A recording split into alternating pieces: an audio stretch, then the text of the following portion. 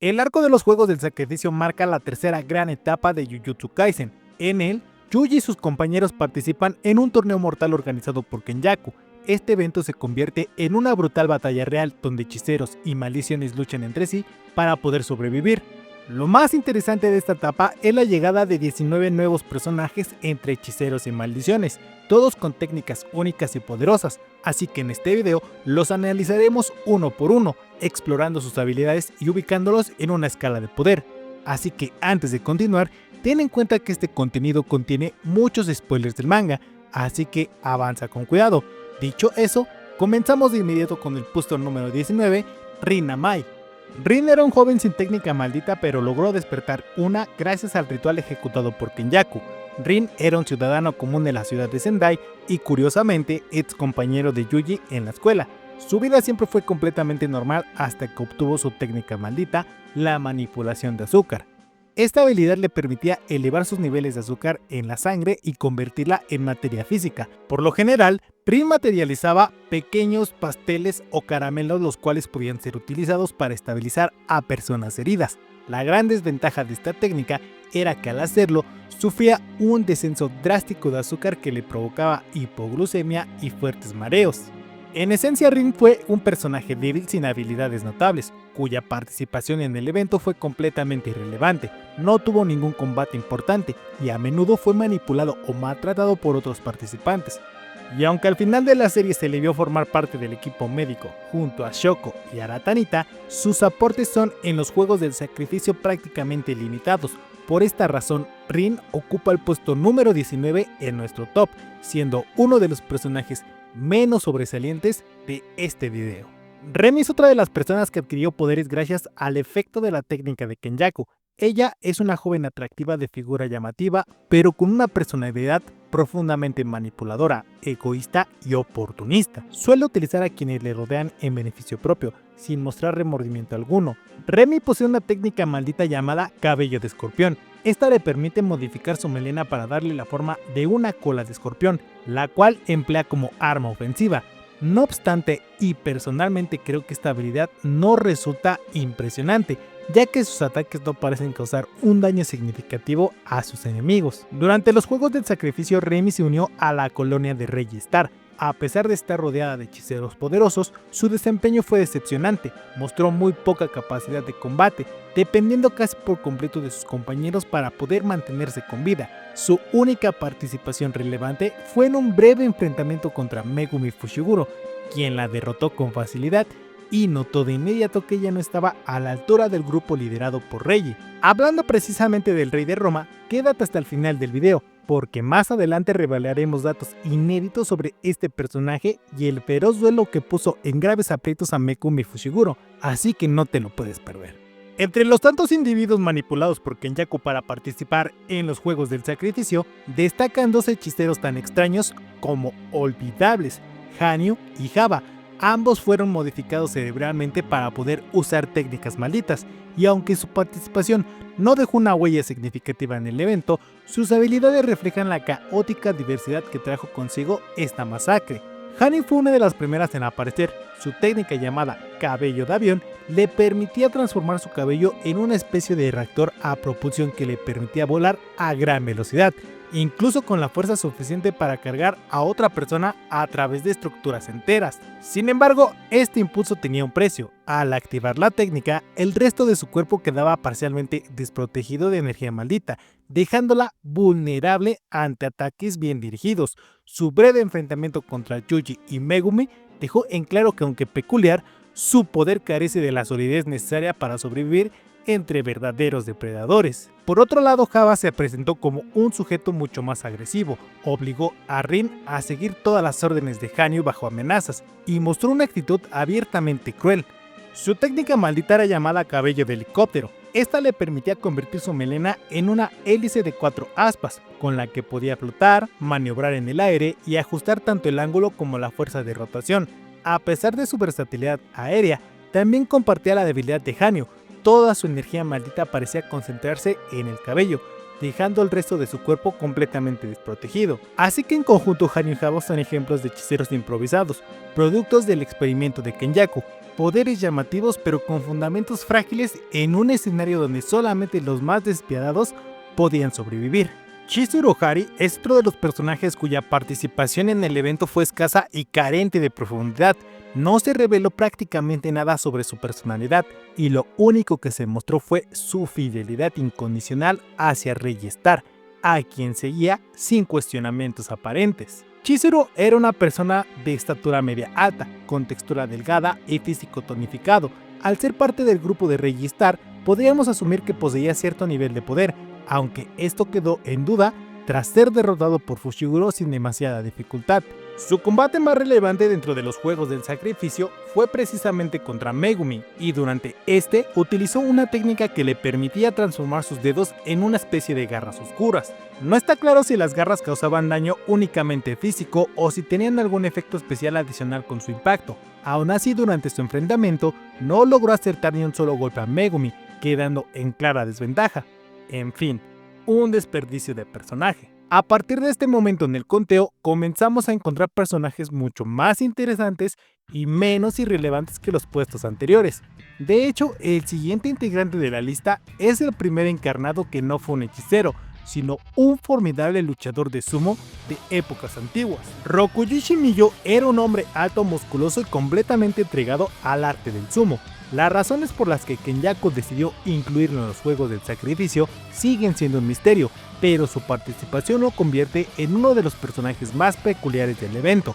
Recordemos que en este torneo intervienen tanto personas comunes que despertaron habilidades como antiguos usuarios de técnicas malditas que hicieron un pacto con Kenjaku para regresar a la vida y competir. Rokuyushi no posee una técnica maldita como tal, pero protagonizó algunos de los enfrentamientos más interesantes del arco.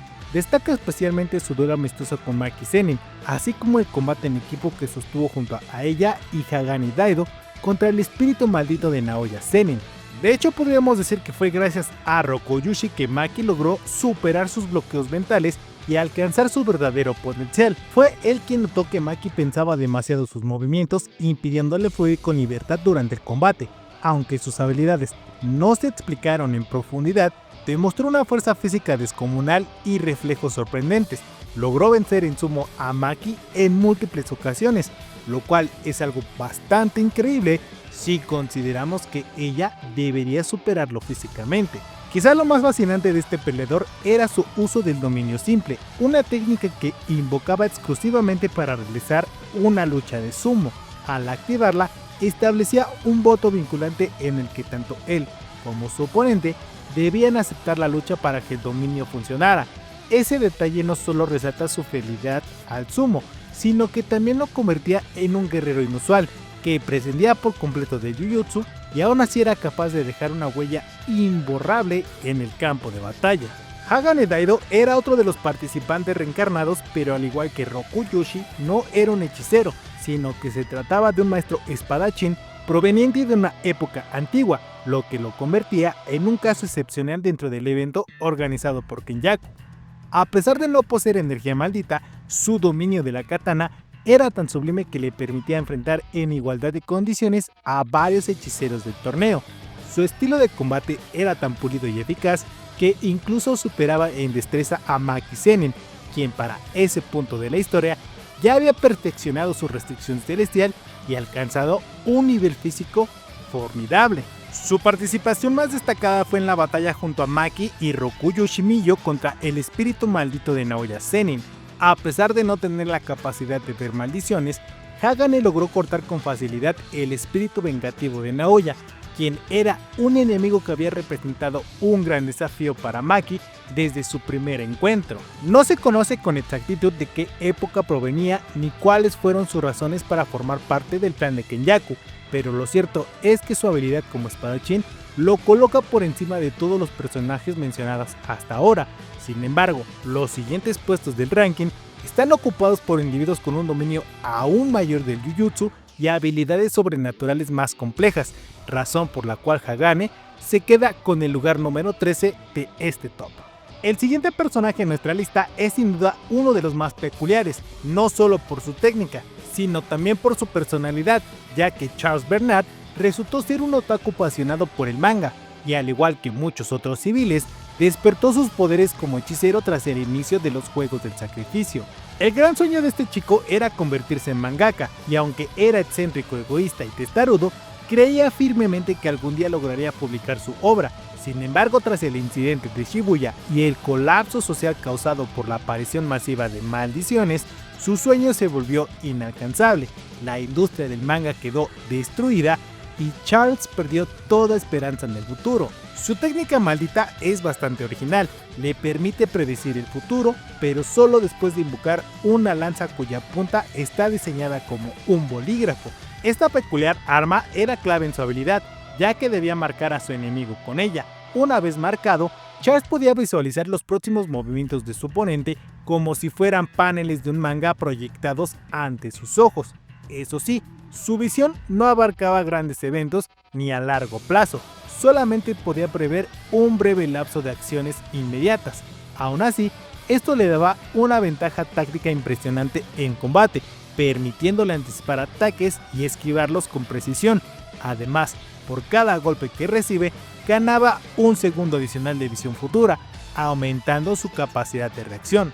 Aunque su participación en el evento fue limitada, Charles protagonizó una intensa pelea contra Kenji Hakari. A pesar de la enorme diferencia de poder, este logró ponerlo en aprietos momentáneamente. Con inteligencia y determinación, reforzó su cuerpo con energía maldita, redujo el daño recibido y evadió golpes cruciales, incluyendo el impacto de la expansión de dominio. Por estas razones, Charles se queda con el puesto número 12 de nuestro ranking. Llegando a la mitad de nuestro video, nos encontramos con un personaje que dejó una impresión contundente por su brutalidad y estilo de combate explosivo. Yori Hasenouki era un hechicero de élite proveniente del pasado, quien selló un contrato con Kenjaku para participar activamente en los Juegos del Sacrificio. Se unió al grupo liderado por Reggie Stark, convirtiéndose en uno de los principales antagonistas durante las primeras etapas del torneo. Hasenouki provenía de una era mucho más violenta y su personalidad refleja ese trasfondo. Era cruel, directo y con una clara inclinación hacia la tortura de sus enemigos. A diferencia de muchos participantes, él eligió unirse por voluntad propia, disfrutando del caos del evento. Su técnica maldita era conocida como carne explosiva. Esta le permitía detonar partes de su cuerpo de forma remota. Solía arrancarse dientes o globos oculares para lanzarlos como proyectiles, los cuales podía hacer estallar a voluntad. Esta habilidad tan grotesca como efectiva lo convertía en un oponente impredecible y sumamente letal. Además, dominaba la técnica de recuperación mediante ritual inverso, lo que le permitía regenerar las partes que sacrificaba sin mostrar agotamiento evidente. Esto le proporcionaba una fuente constante de municiones en combate. Durante el torneo, Hasenouki protagonizó 3 peleas importantes. Luchó contra Megumi, Fumihiko Takaba y finalmente contra el mismísimo Kenjaku. Su batalla contra Takaba fue particularmente interesante, ya que logró adaptarse ante un rival impredecible. Sin embargo, su suerte cambió cuando por accidente encontró a Kenjaku en el lago de la colonia Hosu. En ese encuentro, fue finalmente eliminado por el arquitecto de todo el conflicto. A partir de este momento entramos en la parte más intensa de este ranking, donde hablaremos de los personajes que, sin lugar a dudas, demostraron ser los más poderosos de todo el evento. Pero antes de continuar, quiero pedirte que te suscribas al canal y dejes tu like en este video. No toma más de un segundo y a mí me ayuda enormemente a seguir creando contenido para todos ustedes. Reggie Stark fue un poderoso hechicero que logró ganarse el respeto de un pequeño grupo de participantes dentro de los Juegos del Sacrificio. Al igual que otros personajes, Reggie proviene de una época antigua y su actitud egocéntrica le permitió adaptarse rápidamente a la brutalidad y la violencia del evento. Se convirtió en uno de los mejores jugadores de esta etapa, protagonizando un combate memorable contra Megumi Fushiguro, a quien logró llevar al límite. Lo que hacía a Reggie especialmente peligroso era su gran capacidad de análisis, su considerable reserva de energía maldita y el dominio técnico que tenía sobre ella. Su técnica maldita, conocida como recibo constructual, era altamente versátil. Le permitía manipular residuos de papel que contenían registros escritos como recibos o notas. Una vez que Reggie quemaba uno de estos papeles, él podía recrear en el campo de batalla aquello que había detallado en él. Un ejemplo claro de ello es que si el papel decía automóvil o casa, estos objetos aparecían físicamente. Además, no se limitaba solamente a reproducir objetos materiales, incluso podía generar efectos como un tratamiento de spa replicando los beneficios descritos en el recibo original. Aunque podía darle órdenes a todo este tipo de creaciones muy similares como se hace con un Shikigami, estas desaparecían tras cumplir sus funciones específicas. Sin duda alguna, el desempeño de Ricky en el evento fue más que excelente. No solo se consolidó como uno de los antagonistas principales, sino que también demostró tener un equilibrio formidable entre un arsenal ofensivo poderoso y una técnica maldita verdaderamente creativa. En la posición número 9 se encuentra la única maldición que participó como un jugador más en los Juegos del Sacrificio. Hablamos de Kururushi, una maldición de grado especial que, en cierto momento, fue absorbida por Kenjaku mediante el uso de la técnica de Suguru Geto. Como se ha mencionado anteriormente, Kururushi era uno de los 16 espíritus malditos de grado especial oficialmente registrados, y su existencia proviene del miedo colectivo de la humanidad hacia las cucarachas. Su apariencia es grotesca, un cuerpo que mezcla rasgos humanoides con la fisonomía de una cucaracha gigante. A pesar de ser una criatura instintiva, Kururushi demostró una inteligencia sorprendente muy superior a la mayoría de maldiciones comunes, y es capaz incluso de comunicarse con relativa claridad. Esto lo convierte en una amenaza aún más peligrosa. Aunque obviamente no llega al nivel de espíritus no registrados como Yogo, Mahito, Hanami o Dagon, sigue siendo un oponente temible. Una de las habilidades más aterradoras era su control sobre enjambres de cucarachas fortalecidas con energía maldita. Estas eran capaces de devorar a un ser humano vivo en cuestión de segundos. Otra cosa que destacaba es que Kururushi también empuñaba una herramienta maldita llamada Espada Purulenta. Esta poseía 6 cañones en la espalda que disparaban huevos de insectos directamente al cuerpo de su enemigo. Cuando impactaban, los huevos eclosionaban dentro de la víctima, generando una invasión interna de criaturas que desgarraban su carne desde adentro, provocando una muerte brutalmente dolorosa. Durante los Juegos del Sacrificio, Kururushi se enfrentó a Yuta Okkotsu en una batalla intensa. Aunque Yuta no estaba utilizando todo su poder debido a la presencia de otros enemigos como Ryu Shigori y Takaka Uro, Kururushi logró herirlo directamente, lo cual ya es un mérito considerable.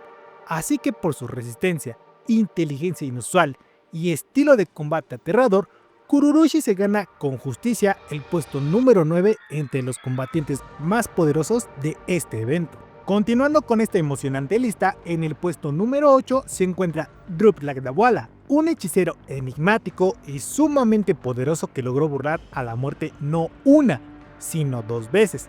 Así como lo escuchaste, está confirmadísimo que Drup ya había reencarnado una vez antes, por lo que la versión que apareció en los Juegos del Sacrificio simplemente representaba su segunda reencarnación.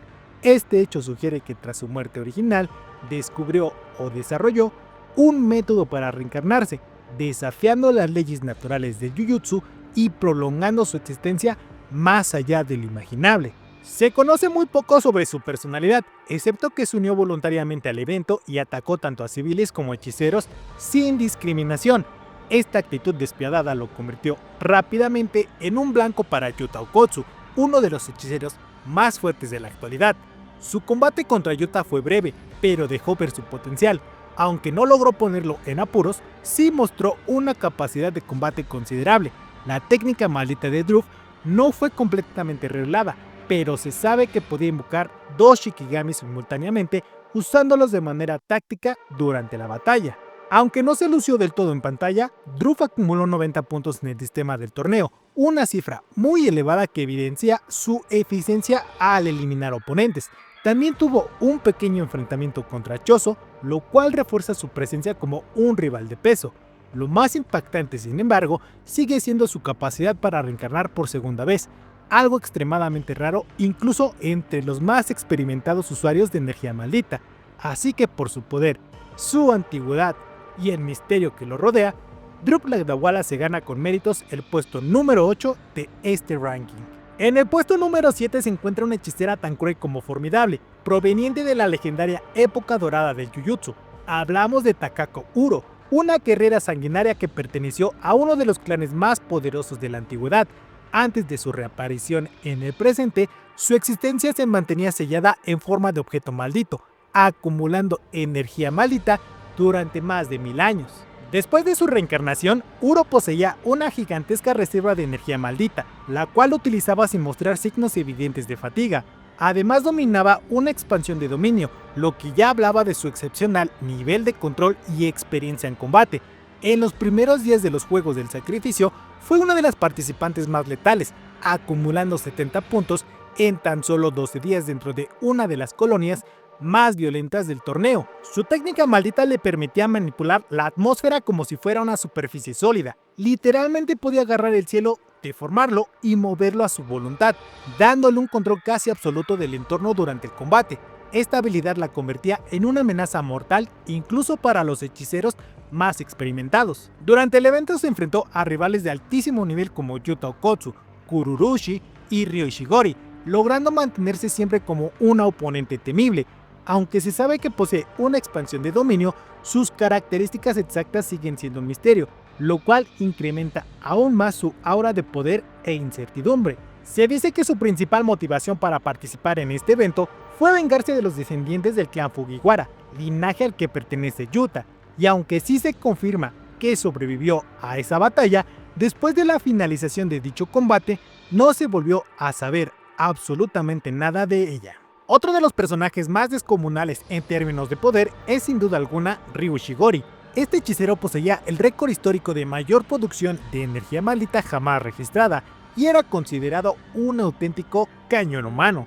A lo largo de 600 años, nadie había sido capaz de igualar su capacidad destructiva en términos de generación de energía pura. Su talento era tan abrumador que incluso la energía de Yuta Okkotsu parecía insignificante en comparación, algo que dejó al propio Yuta sin palabras ante gran y semejante diferencia. Además, Ryu no solo destacaba por su potencia ofensiva, sino también por su resistencia. Fue capaz de recibir un golpe directo de Rika y aún así contraatacar antes de que ella pudiera rematarlo. Su participación en los Juegos del Sacrificio fue más que espectacular. Protagonizó batallas memorables contra Yuta y Takako Uro, mostrando un nivel que bien podría equipararse al de un hechicero de grado especial. Su técnica maldita gira en torno a canalizar su energía de forma caótica y concentrada, para después dispararla en ataques directos de poder brutal.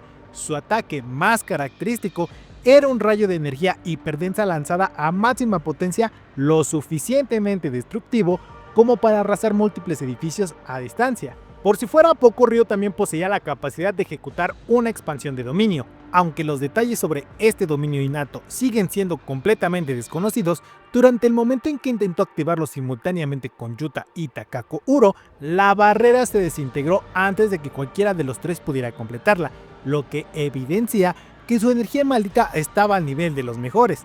Lamentablemente, su historia concluyó en un combate contra Ryomen Sukuna, el rey de las maldiciones Sukuna. Al notar el abrumador potencial ofensivo de Ryu, decidió no darle margen de maniobra y lo eliminó rápidamente.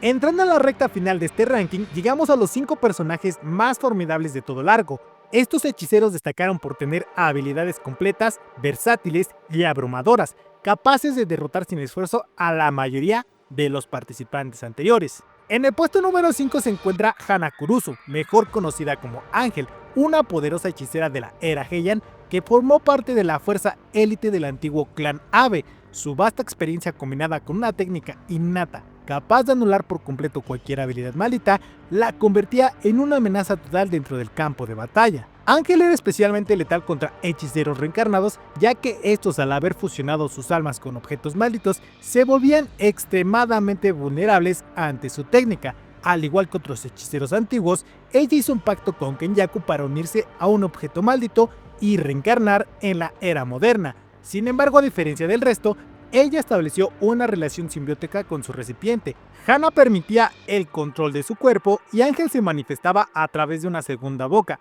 que aparecía ocasionalmente en la mejilla o en la palma de su mano, un fenómeno visualmente muy similar al que tenía Sukuna dentro de Yuji. Su técnica maldita era bastante peculiar, ya que podía negar cualquier otra técnica sin importar su nivel o naturaleza, ya fueran barreras, sellos, y hasta herramientas malditas de grado especial podían ser desactivadas por completo.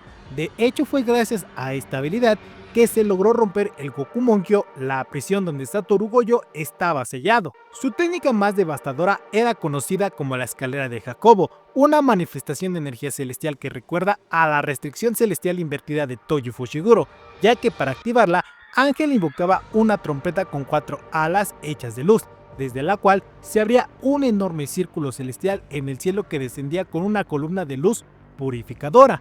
Aunque su desempeño en los Juegos del Sacrificio fue algo limitado y terminó siendo engañado por Sukuna, el impacto de su técnica es incuestionable. Ángel era un counter natural para los usuarios de técnicas malditas, así que por todas estas razones, Ángel se queda con el puesto número 5 de este top.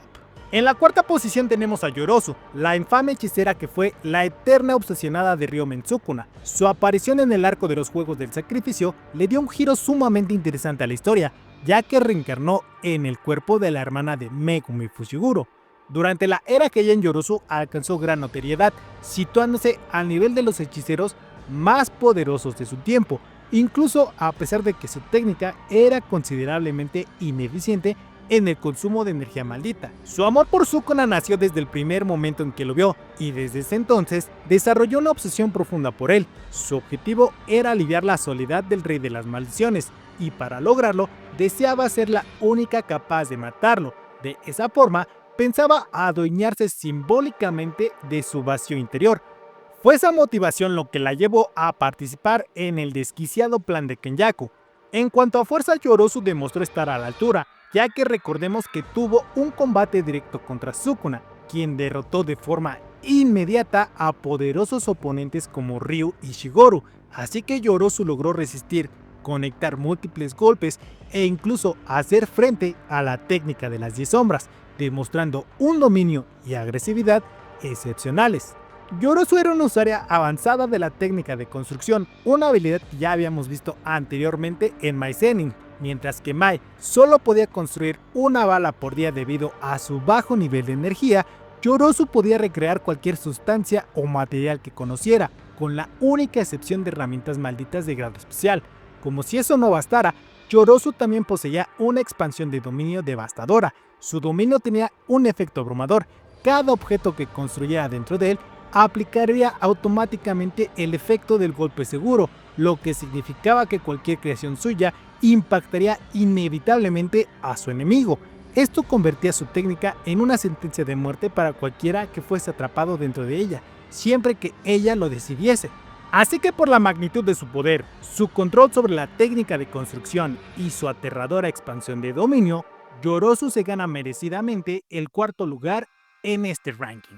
La medalla de bronce y el tercer lugar en este ranking es para el dios del trueno Hajime Kashimo. Este formidable hechicero vivió hace más de 400 años y fue uno de los más poderosos con los que Kenjaku tuvo contacto en su época.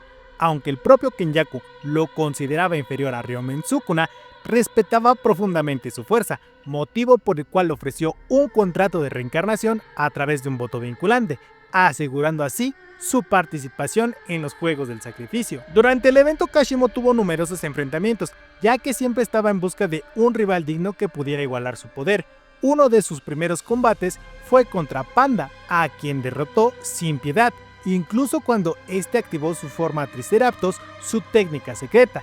También tuvo un enfrentamiento contra Kenji Hakari, y aunque Hakari estaba protegido por su técnica de regeneración automática y un flujo infinito de energía, Kashimo lo dominó en varios momentos del combate, estando a punto de eliminarlo en más de una ocasión. Su energía maldita poseía propiedades eléctricas que generaban un estado constante de electrificación en su cuerpo. Gracias a esto, cada uno de sus golpes eran reforzados con energía maldita, lo que provocaban descargas que resultaban casi imposibles de resistir o bloquear. La técnica máxima de Kashimo era conocida como Bestia Mítica Ámbar y consistía en reconstruir su cuerpo por completo para transformarlo en una fuente viviente de poder eléctrico. Esta forma le permitía superar todos los límites físicos humanos, aunque solamente podía utilizarse una vez, ya que el desgaste provocaba un colapso total. Kashimo solamente aceptó participar en los juegos únicamente con el objetivo de enfrentarse a Sukuna, Al activar su técnica suprema, este logró presionar al rey de las maldiciones e incluso lo forzó a utilizar su forma completa, terminando su proceso de reencarnación. Sin embargo, cuando Sukuna reveló su verdadera forma, Kashimo fue completamente superado y derrotado rápidamente, sin oportunidad de revertir la batalla. Aunque su combate final fue muy breve, Kashimo eliminó a múltiples oponentes y brilló intensamente en su pelea contra Hakari. Su poder solo pareció disminuir por haber enfrentado al hechicero más poderoso de la historia. Fuera de esto, es sin duda uno de los mejores combatientes que pudimos ver en todo el evento. El segundo lugar en este ranking lo ocupa uno de los personajes más formidables, temidos y técnicamente brillantes de los Juegos del Sacrificio. Me refiero nada más y nada menos al famoso abogado maldito Hiromi Higuruma. Este hombre se consolidó como un prodigio absoluto de Jujutsu desde el momento en que despertó sus habilidades. Incluso el propio Kenjaku llegó a decir que entre todos los participantes, Higuruma era el único que realmente captaba su interés, y con razón. Antes de convertirse en hechicero, ya era conocido como un genio. Como abogado dominaba con sutura desafíos legales complejos, siendo admirado por su talento lógico y su integridad, pero fue su transición al mundo del Jujutsu lo que sorprendió a todos. A diferencia de hechiceros como Megumi Fushiguro, que nacieron dentro de clanes con tradición, Higuruma carecía de formación previa. Aún así, al despertar su técnica comprendió por instinto los fundamentos de las técnicas de barrera y fue capaz de formar una expansión de dominio completamente funcional. En tan solo 12 días ya había alcanzado un nivel similar al de un hechicero de primer grado, y antes de ingresar a la colonia número 1 de Tokio, ya había exorcizado varios espíritus malditos y derrotado al menos a 20 jugadores hostiles, convirtiéndose en el primer hechicero moderno en acumular 100 puntos en el evento. Su técnica maldita giraba en torno al juicio legal y solamente podía aplicarse dentro de un dominio. Una vez dentro, invocaba un Shikigami con forma de juez que dictaba la sentencia. Lo extraordinario de este dominio es que anulaba toda violencia física, limitando el combate a una evaluación judicial basada en crímenes. Su técnica maldita giraba en torno al juicio legal y solamente podía aplicarse dentro de un dominio. Una vez dentro, invocaba un Shikigami con forma de juez que dictaba la sentencia. Lo más extraordinario de este dominio es que anulaba toda violencia física, limitando el combate a una evaluación judicial basada en crímenes reales del acusado. Si el objetivo perdía el juicio, el castigo podía ser la confiscación de su técnica o incluso su energía maldita, pero si el delito era más grave, el castigo era la ejecución. En ese caso, Higuruma recibía una espada de energía maldita pura, capaz de matar a su enemigo con un solo golpe. Sus combates más recordados fueron contra Yuji Itadori y Ryomen Sukuna, y aunque todos pensamos que este último fue quien había acabado con su vida, al final de la serie se confirma que Higuruma sobrevivió. Ya para cerrar con broche de oro esta lista, llegamos al personaje más absurdo, impredecible y potencialmente invencible de todo Jujutsu Kaisen. Me atrevo a decirlo sin reservas, el hechicero más roto de toda la serie es Fumihiko Takaba. Su técnica posee un nivel de versatilidad tal que, en teoría, le permite hacer cualquier cosa, siempre y cuando a él mismo le parezca gracioso. Takaba es un hechicero moderno que fue marcado por Kenjaku en algún punto de la historia, lo cual provocó el despertar de su técnica maldita. Aunque su puntuación oficial en el evento fue de 0 puntos, este número no refleja en absoluto su verdadero poder. Antes de convertirse en hechicero, Takaba era un comediante sin mucho éxito. Sus chistes raramente hacían reír a las personas, pero nunca perdió el entusiasmo, ni siquiera las ganas de seguir intentándolo. Siempre fue una persona positiva que encontraba la risa incluso en medio del caos. Durante el evento comenzó a vestir un traje de superhéroe bastante peculiar. El lado izquierdo del atuendo era oscuro, con 2 franjas claras en brazo y pierna. El lado derecho, en contraste, dejaba gran parte de su cuerpo expuesto, incluso el pecho y ocasionalmente otras zonas íntimas, lo cual aumentaba lo ridículo y al mismo tiempo lo aterrador de su presencia. Su técnica maldita no tenía un nombre oficial, pero su funcionamiento es sorprendente. Si Takaba piensa en algo que cree que será gracioso, ese pensamiento se convierte en realidad. Aunque suena bastante simple, esta habilidad posee un potencial tan alto que podría rivalizar incluso con el de Satoru Gojo. El problema es que Takaba no tiene conciencia plena del alcance de su técnica, por lo que los detalles de su funcionamiento continúan siendo un misterio. La gran desventaja de este poder es que se basaba completamente en la confianza de Takaba como comediante. Si alguna vez dudaba de su gracia, la técnica se desactivaba de inmediato, dejándolo indefenso hasta que recuperara su autoestima. Su participación fue clave en varios momentos del evento, pero su combate contra Kenjaku fue el punto culminante. Gracias a su intervención, Yuta Okkotsu, Megumi y los demás pudieron eliminar definitivamente al villano. Takaba se encargó de contener y desestabilizar a Kenjaku, preparándolo para que Yuta llegara al campo de batalla y sin más le cortara la cabeza. Personalmente creo que este enfrentamiento le otorga con justicia el puesto número 1 del ranking, ya que Kenjaku era el mayor obstáculo para vencer después de Sukuna, y Takaba fue quien lo neutralizó sin que otros hechiceros tuvieran que sacrificarse. De no haber sido por él, derrotar a Kenjaku habría sido una misión casi imposible. Lo más impactante de todo esto es que nadie, pero absolutamente nadie, esperaba gran cosa de él. Fue Ángel quien percibió su potencial primero, y el propio Kenjaku admitió que Takaba fue uno de los mejores rivales con los que había luchado en más de 1000 años de existencia. Así que con esto llegamos al final de este video. Si llegaste hasta aquí, te agradezco profundamente. No olvides comentar, darle like y suscribirte. Hasta la próxima.